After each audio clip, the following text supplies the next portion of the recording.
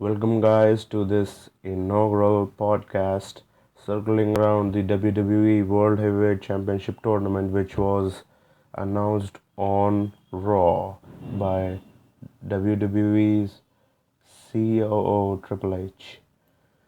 And we'll go now into the details of the same. WWE World Heavyweight Champion Seth Rollins was set to defend his title against the former Shield brother Roman Reigns in a head-to-head battle on November 22nd, but after Rollins suffered an injury that will keep him out of action for another 6 to 9 months, WWE's most prized possession was now being on the line in a historic tournament that culminates at Survivor Series.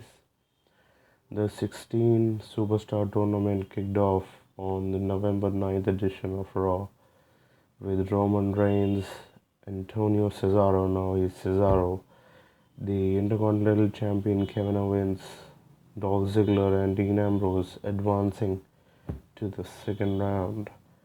United States Champion Alberto Del Rio, Neville, and Kalisto also won the first round matches days later on SmackDown. Now we'll see ahead that who will surge ahead in the quarterfinals and which superstars will ultimately have a duel for the title at Survivor Series. So now we'll see to it that who are mainly the you can say the predictions that who are the men who are most likely to win this tournament. And the first one is the easy option, that is Roman Reigns. We all know that this guy was said to win the title according to some dirt sheets against Seth Rollins on Survivor Series, but now it is a little bit of the plans went off out of the blue that cause of the injury, the unfortunate injury of the man Seth Rollins in a live event at WWE Live in Dublin, Ireland.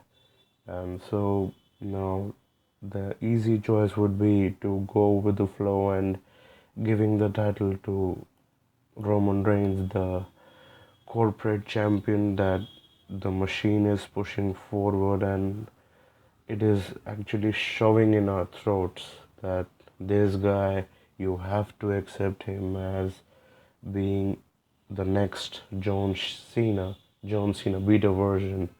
Now he will be the face of the company in the future months. So if we believe in the rumors, then Reigns would likely be the champion and would be in the finals of this tournament facing another guy, the familiar one, that is Dean Ambrose, his brother.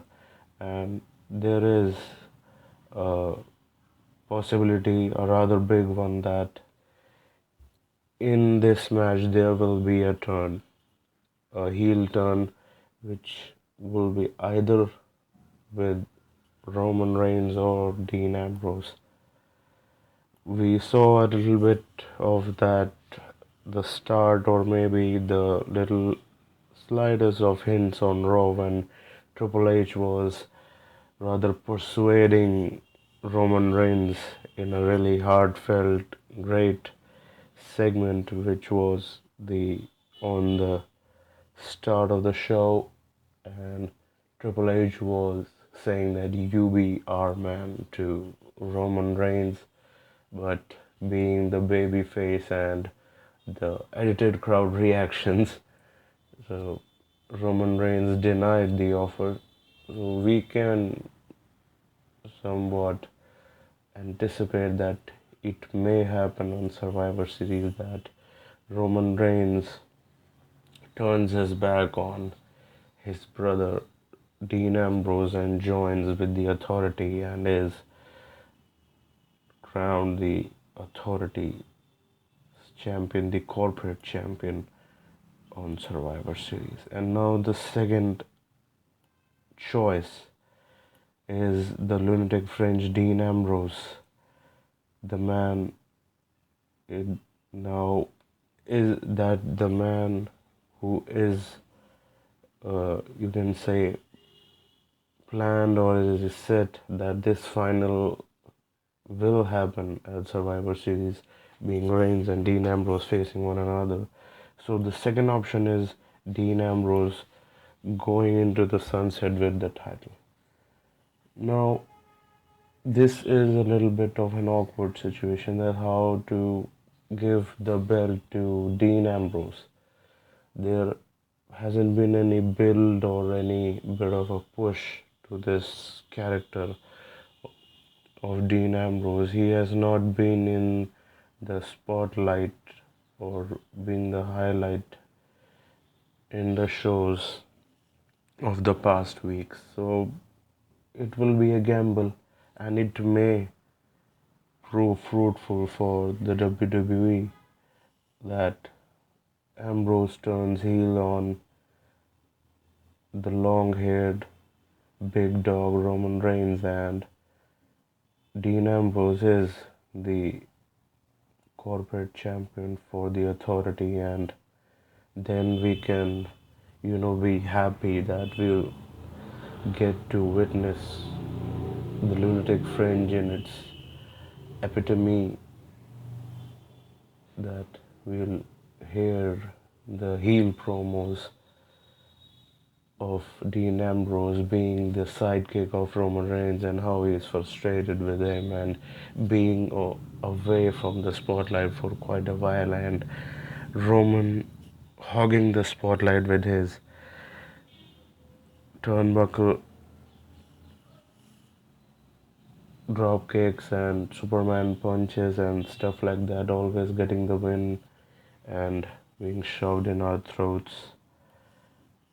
So that is the second option with which WWE can go, and with Ambrose as the pinnacle of WWE, you can have a line of the best baby faces ready to take him on, starting with Reigns as his first challenger in a mandatory rematch.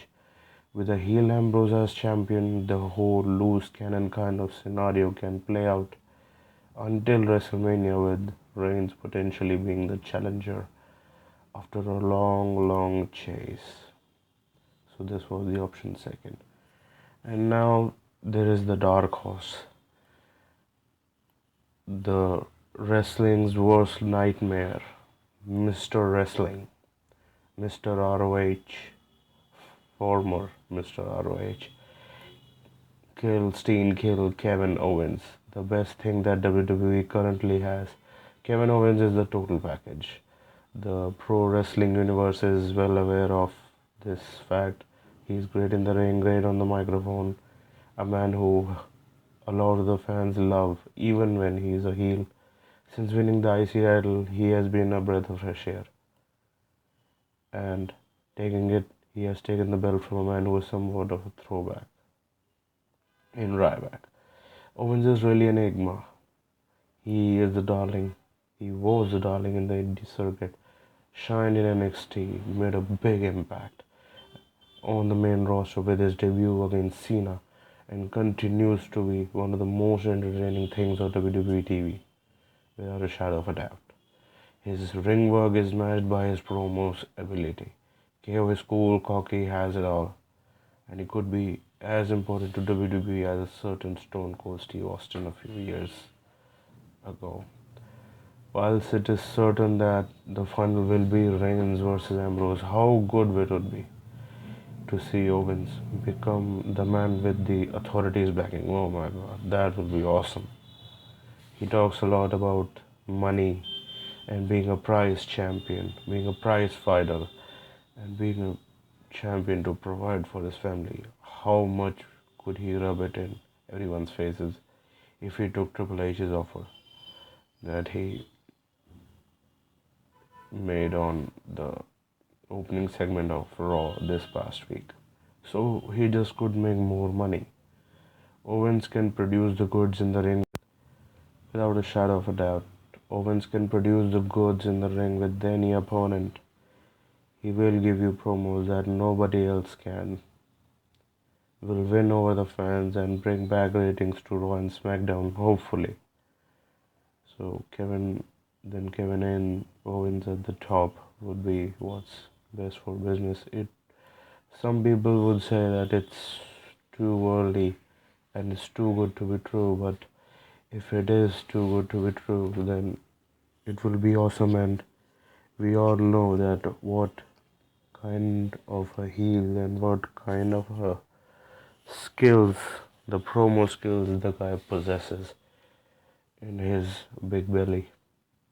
He will be an awesome choice to carry both the title, the IC title, and the World WWE World title.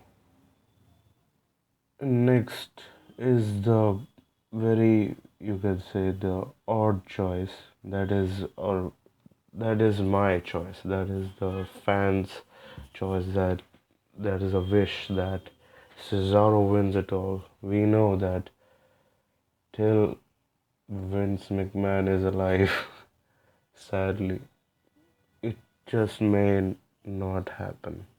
That we'll see Cesaro, who delivers day in and day out.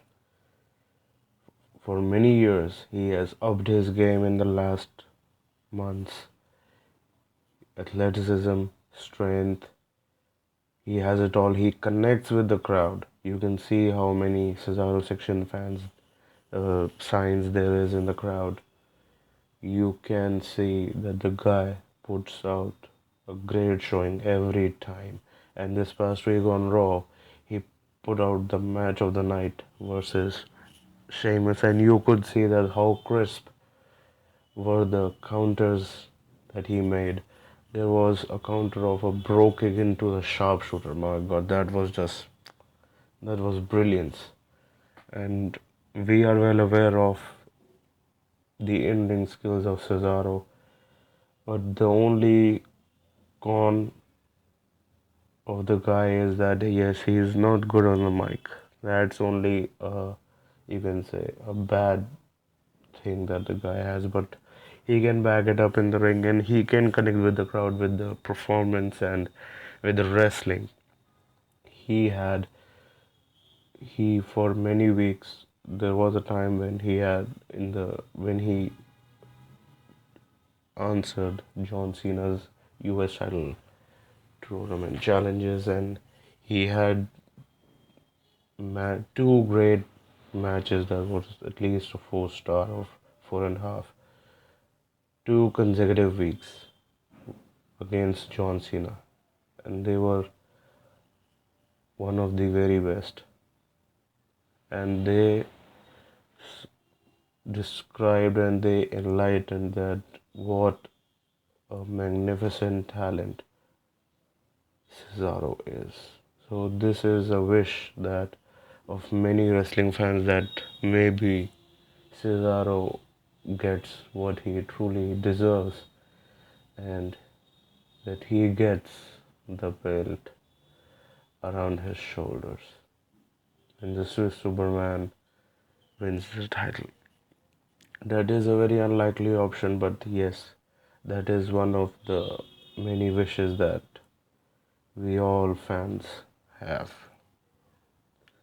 So that's it for this edition of the podcast. This is the Maniac Hour.